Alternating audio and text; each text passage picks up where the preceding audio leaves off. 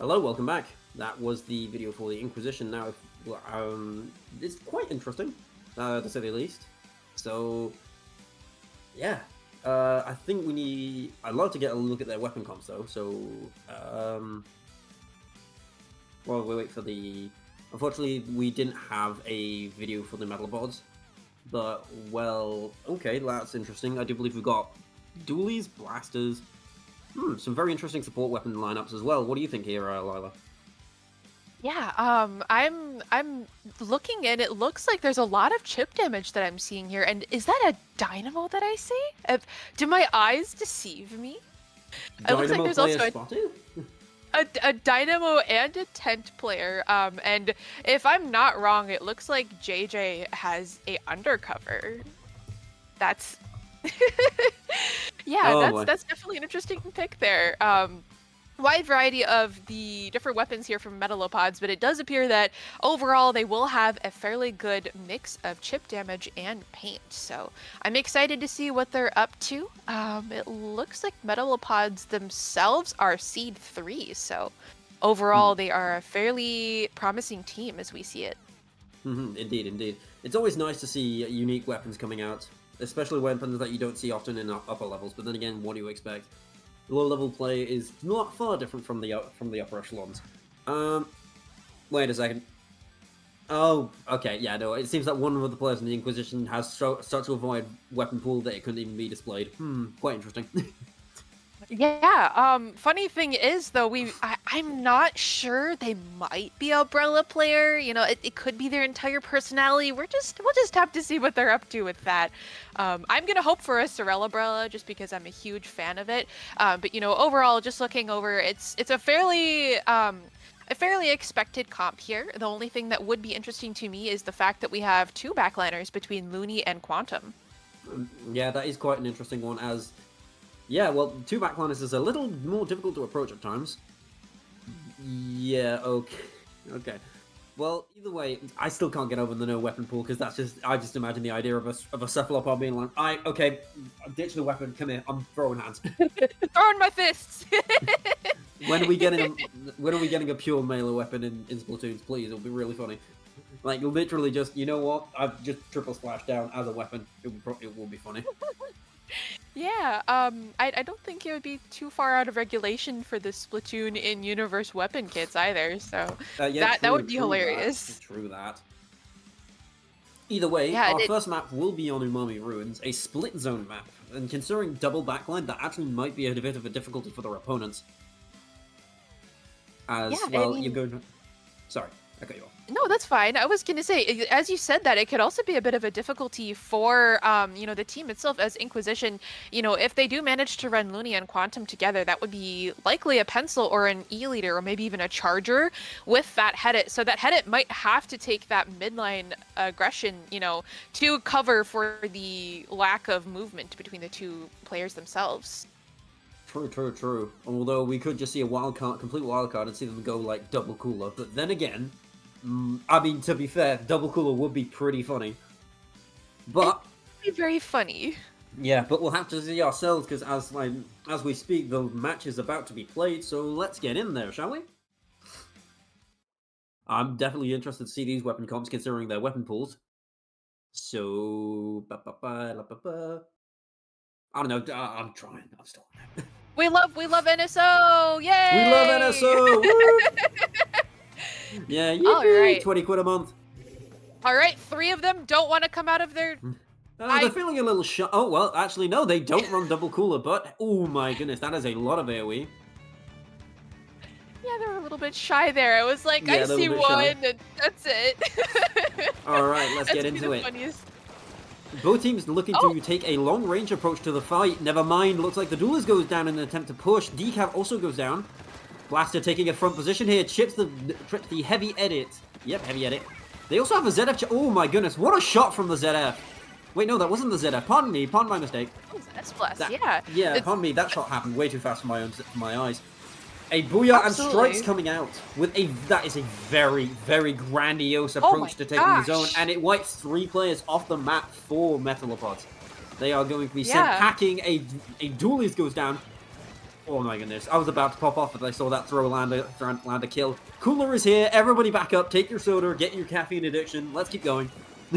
You know, I find it hilarious that Brella named themselves Brella, saying, I love Brella, and then they show up with an S-Blast. Like, that's the most jarring thing I could ever see in a match. We're watching as Brella, you know, with their very successful as I said that, they go down as a trade. But, you know, their Booyah Bomb was very successful here. Watching the ZF Charger here, managing to grab one, having all the jumps heading towards them, you know, throwing out those strikes, you know, keeping that push going forward. 28 seconds left on the clock.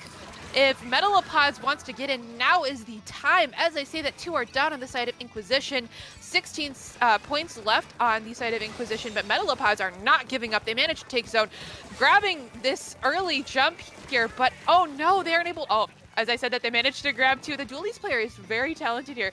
We see they have a crab at the ready. ZF Charger managing to grab another one, and it looks like they are bravely backing up, not wanting to deal with that range blaster in their face. Another member of Metalopods is jumping out here. Strikes come out. Are they able to capitalize off of it? The Booyah Bomb also helped catch that left zone. Right zone, pardon me, and oh my gosh, that ZNF Charger is just amazing. You know, we're watching here as... Yeah, Metalopods is just trying their best to escape here as 2 are down. Yeah, indeed. The hammer comes out, doesn't... I think they got a hammer swing? I'm not sure. As for Metalopods, they are left, again, on the back foot here, trying to stay alive and get the zoom back in their favor. As Inkquisition currently, well, obviously has the lead and isn't looking to let go of it easily.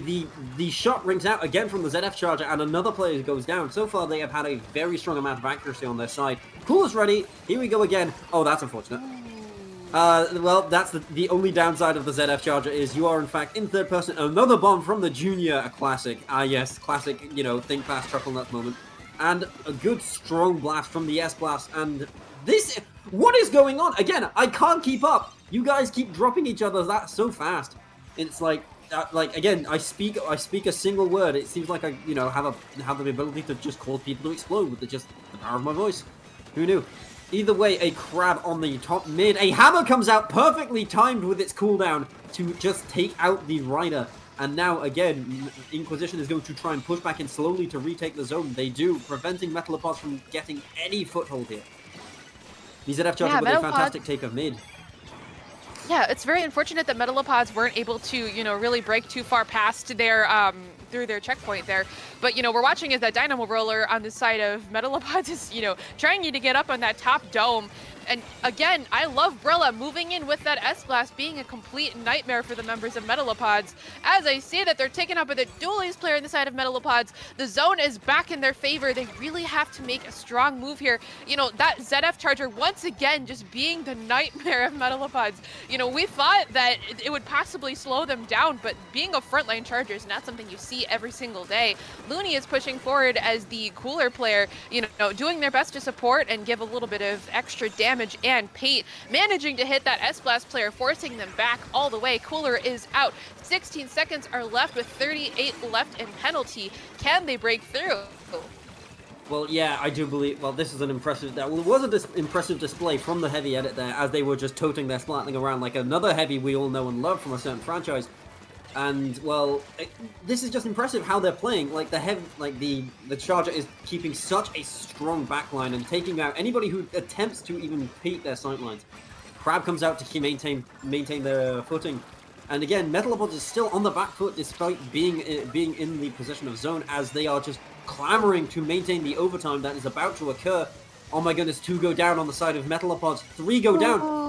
And it's just the Dualies left. No cooler was in sight, unfortunately, and in the last 6 seconds, Inkquisition are going to retake zone and just prevent the... Hold on, I may have spoken too soon, but never mind. The zone flip was not there in time, unfortunately. Looks like Metalopods will just, unfortunately, lose out in the last seconds there. It happens, unfortunately. It happens to the best of us. Absolutely. And, you know, with Metalopods fighting as hard as they have, and with, you know, I love Brella having the hidden S-Blast there that nobody was expecting. Why would you name yourself I Love Brella and then show up with an S-Blast? That's just that's out of pocket. But you know, despite being surprised by that very, very talented S-Blast, we saw Metalopods take back zone multiple times. It was a struggle to get through that initial, through that initial penalty, but we did see them scrape right through, and it was very close at the very end. You know, their dualies player was very talented, going in, making openings for their team and trying their best. But you know, at the end of the day, Inkquisition was just able to take back over, and they had such a very strong lead in the beginning that, you know, that was that. Yeah, they bounced back a lot, and like despite going down multiple times during an assault, I do believe that their cooler was a key piece there to keeping them in. And the charger as well, don't get me started on the charger as well. It was a strong display of how to use ZF in a very strong way without, how to say, hanging back too much. Yeah. And of course, they're the junior as well, with great bomb accuracy, taking out a lot of people with just a couple chucks. Right. Yeah, it's definitely a think fast kind of comp there, because if you aren't taken out by the bomb, you're going to get taken out by the ZF charger.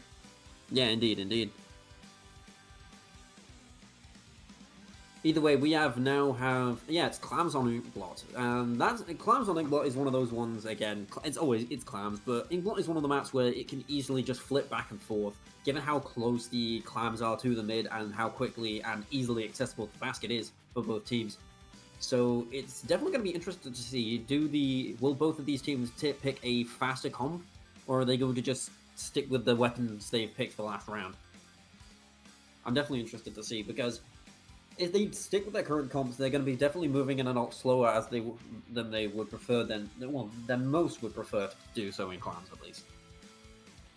Yeah, you know, thinking about it, I'm not too sure if they would keep Dynamo on this map. Of course, you know, they might just, you know, say, screw it, we ball, like let's just move forward with that Dynamo. But I think switching over to that Stamper would be a very good option here. You know, having that Stamper would help a little bit more with that junior, zoning them out, keeping them from getting too close and spamming their bombs. It'd be a great thing to take over, you know, the bats on your opponent's side, having that Stamper with that mobility, but also, you know, possibly having that, you know, the Zipcaster or even a Crab. So I hope to see a bit of a mix-up on the side of Metalopods. It might be the thing that really helps them push forward and do as well as they'd hoped to. Yeah, agreed. And we just might be getting into it in just a moment. Let's get this live for you. There we go. Here we are, Clam Lit on Inkblot, game 2 of round 2.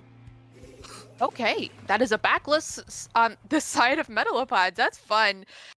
You know, it looks like it's not too much change in the side of Inkquisition, although, you know, remaining with the pseudo backliner and the backliner, as well as the S-Blast and the Wiper. I Love Brilla happens to love S-Blast. As I say that, there's 2 down. That was a very great move there from the junior player on the side of Metalopods. They have that bubble ready. Unfortunately, it looks like they're not, you know, able to move up, as they don't have a backliner in this comp, so they have to be a little bit more careful when facing that headed on the right side there. It's kind of a mix back and forth between the teams. One are down on each side. Unfortunately, it looks like the Range Blaster also happens to go down to the side of Metalopods. We're watching here as I Love Brella manages to get taken out by that Dynamo. I was wrong. Dynamo might have been the play here. Jump in on the side of Metalopods. It's kind of just a bit of a stalemate right here for now. I mean, this is classic Inkblot Clams. You either get a strong opening and get the basket open, or you're just sat in mid waiting to try and... Well, what am I saying? Of course, it's Inkblot. You either get a brawl or a knockout immediately in the first minute, and it doesn't look like either team is willing to have the latter option be the case. So it looks like we're going to be... Oh, never mind. I say that, but again, the game state just switches to we have Metalopods pushing in with a strong hold setup, but they have no ball. Where's their ball? Guys. Yeah. Unfortunately, like they took a little too long there for most people's taste, and they fall apart like that. That's unfortunately the case. You took a little too long. We had the golden opportunity, and it was not taken. And well, Inkquisition saw that and immediately acted upon it. They just waited out the defensive specials and just pushed in. And it seems like they are going to immediately push back into the side form, well, into Metalopods plat to get something going themselves, and they already have a pick. Yeah, and just watching Shadow in the previous matches, it looks like they were a little bit more, they were a little bit more confident in their hammers. But I'm just going to assume that it's Inkblot itself that makes them a little bit nervous because they've only been throwing their hammers, which is kind of surprising. I've appreciated the fact that they aren't diving down into mid, but again, like I'd love to see that same aggression that we saw in the first match here. As I say that 2 are down on the side of Metalopods, Inkquisition is looking to have a clapback, but, both teams aren't the best with their clam economy at this point. Brilla, is in the right spot, but there's just not enough clams. As I say that the ZNF Charger manages to grab it, and, that hammer does come out. There we go. From nowhere there. Unfortunately, again, it's like, yeah, no, the attempt is immediately thwarted once again. The ball is going to actually fade if they're not careful.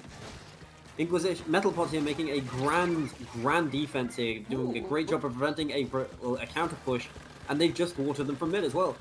Now, again, we're going to have see how the Inkquisition handles an assault. We're not sure. I can't see anyone. There we go.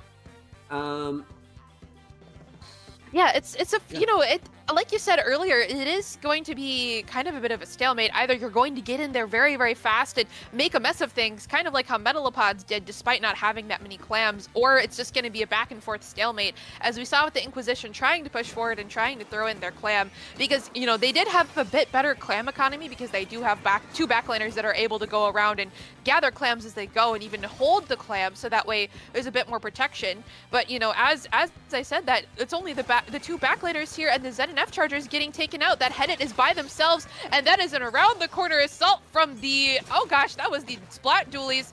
Brella manages to grab the Powerball, but they do have to abandon it at fear of their own life. The ZNF Charger manages to grab it, saving it from being destroyed, but, this is exactly what the players should have been doing in the first place, getting those power clams, trying to charge up as many specials as they could so they could actually make a bigger difference in their pushes. Yeah, indeed. Again, Inkquisition mounting a strong defense here, but they need to manage an actual push out of here, otherwise they are going to remain at 100 points. And, well, that's exactly what Metalopods want. A strong defensive tri-strike trying to get themselves some space. It does actually work, does get them a pick, and they get rid of most of Metalopods.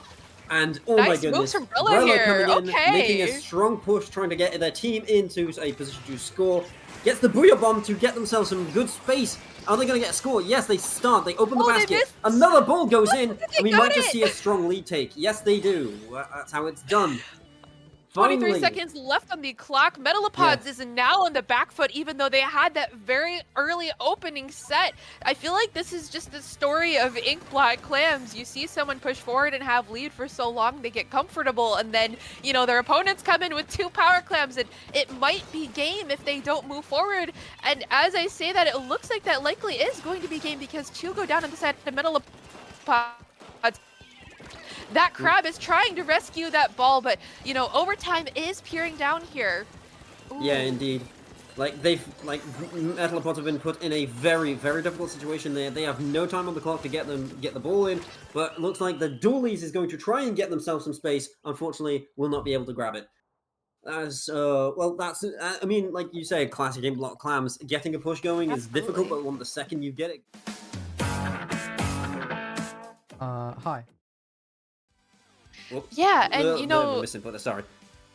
All right, no worries. I was going to say the Inkquisition, the way that they managed to hold things down at the very end, they didn't panic. They held their ground and they waited until they had the right amount of clams, and that seemed to be the right play at the very end of the day.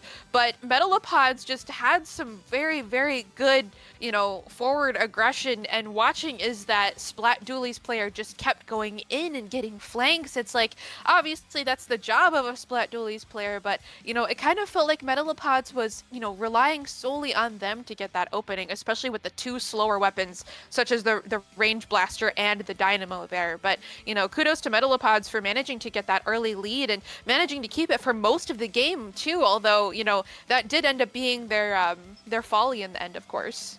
I mean, you can't exactly blame them. Like, Inkquisition had an extremely strong defense and made some phenomenal calls to avoid them getting pushed back into their plat. Like, the case in point, the defensive tri-strike, which most would seem to be like, that's a bit questionable. But in the moment, you want to keep people from getting a strong push. As you saw, they had already put down a wave break on the ramp there. And it was a strong move to get rid of both the wave breaker and create space at the same time without, putting your teammates at risk.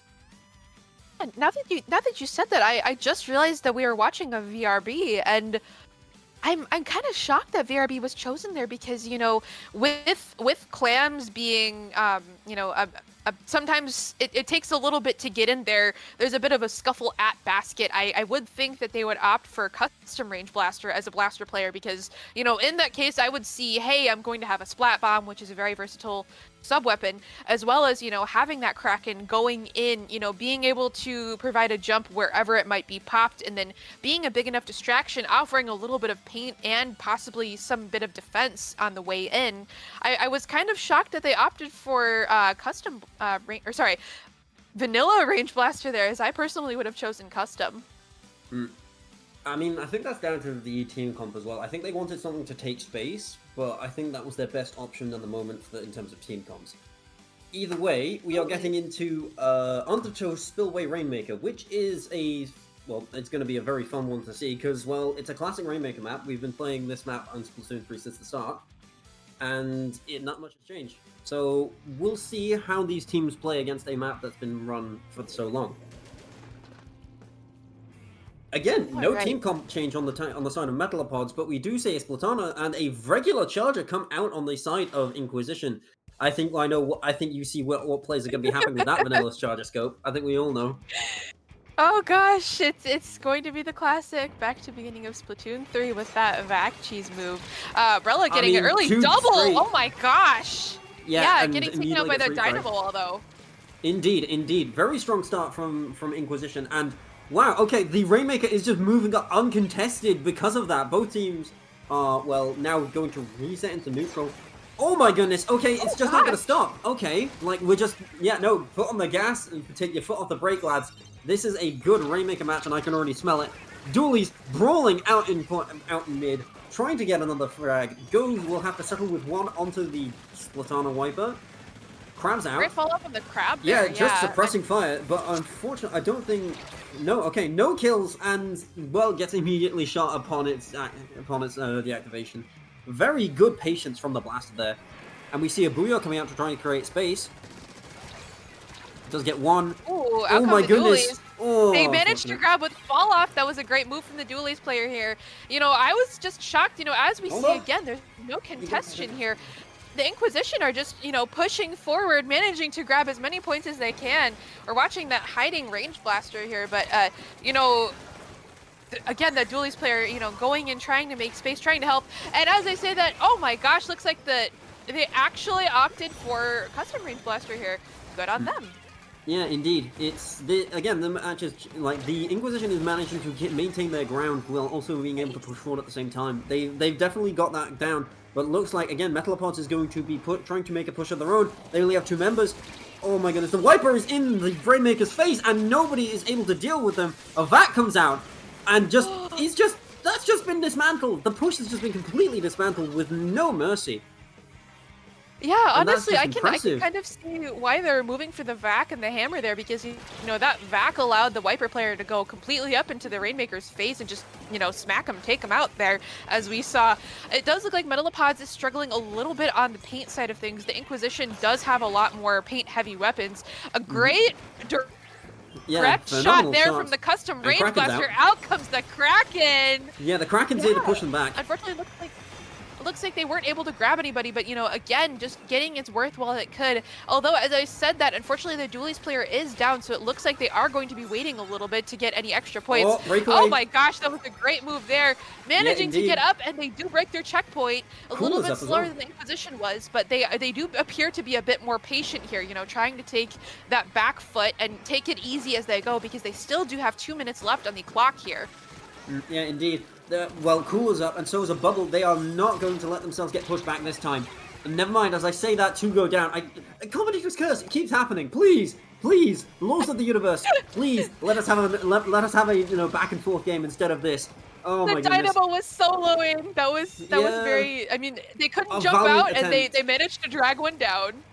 Yeah, it was a valiant attempt to keep the push alive, and I can't exactly blame them for it. They didn't exactly have any other options. And now we're back into mid, the classic neutral of this map. And, well, now both teams are clamoring to see if they can garner an advantage. A Booyah Bomb to clear mid, but it looks like the Kraken has, in fact, slipped through. Does frag and the one player. Another player goes down, but the Rainmaker has been left unattended. The main Rain... What? Oh my goodness! It's free! Oh my goodness, it's a huge breakaway to 8! Oh my gosh! The lead that Inkquisition has now just been extended to a third point because they found an opening. Oh, well, classic Rainmaker moment. You leave the Rainmaker unattended for 2 seconds and suddenly it's teleported to your basket. Oh, basket? Checkpoint. Pardon me. Like, my brain is fried. My brain is fried. I can't... I have no words. I have no words That for was the a great absolute absurdity movement. of these matches. Yeah, I was going to say, it got to the point where it fried our brains too, because we did not see that even coming. Great double there from Shadow. You know, Shadow has just been a great player to watch. You know, with their amazing hammers and their awesome flanks, as we saw. Looks like they're just going to be sharking out the Rainmaker here. One of the players from Metalopods is up on that top right snipe. It looks like Metalopods are unfortunately getting a little bit desperate here, trying to go in and take out the VAC player. That's a little bit dangerous, and unfortunately it looks like the VAC player was already being defended by that S-Blast. So, yeah, that Brella is just, again, just a nice blaster player there, and a trade indeed does happen. The GG hammer is ready, although, and it looks like, oh my gosh, as I said that range blaster grabs the GG hammer and is pushing forward, you know, trying their best to defend their teammate. No! Unfortunately, it's taken out early by Brilla. A really great shot from that S-Blast, and unfortunately, that is game. GG to both teams, although, as the Metalopods, you know, did show a lot of perseverance and managed to get all the way up to 45. Good game to Inkquisition. They made a very interesting comp work. I mean, absolutely. You can't exactly go wrong with something that clearly works. Like, it clearly worked. And again, none of us registered. Like, none of it just registered that the Rainmaker had managed to slip through there. I thought it was going to be a 3v1 situation of classic, you know, kill the team, get the Rainmaker down as well. But no, apparently they were just like, they got so focused in the moment of killing the other players that the Rainmaker was just like, you know what, I'm just gonna leave. Like, you guys have fun over there, I'm gonna push. That's such an unfortunate point for Metalopods. Yeah, Metalopods, pardon me. Yeah. Metalopods. It's like so unfortunate. They actually had a solid chance up until that moment where they managed to slip through, where English managed to slip through and get 8 points. That it really is does possible suck for to them to see. clap back, although. If they do manage to win a few more sets, we could see them in sophomore, or maybe even make it into senior. I'm not exactly sure where the bracket standings are, although, because, you know, there still are quite a few more sets for us to be looking forward to shortly. Yeah, indeed. Either way, that is it for round 2. We will be back with you soon for round 3. As soon as every team has finished their matches, we'll see which games we'll be looking at next. So hope to see you there.